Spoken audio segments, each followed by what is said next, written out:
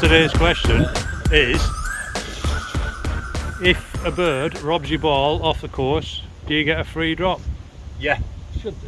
you should do, sure. Is that in the rules? Well- Is there anything in rules for that? It's not an act of God. Have you remembered which is which?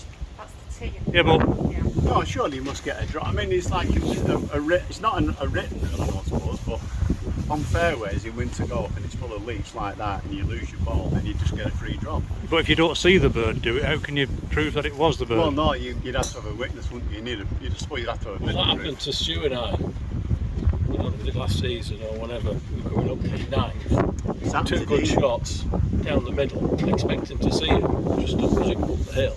They'd gone, hadn't they?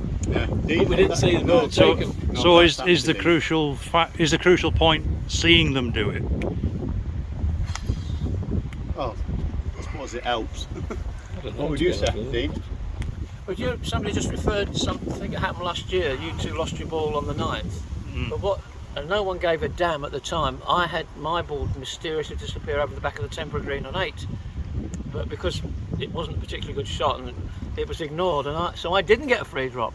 And I was most upset. But if you see the bird do it, then it is a free drop. Is that what we're saying? I think so, without question, yeah. Go on.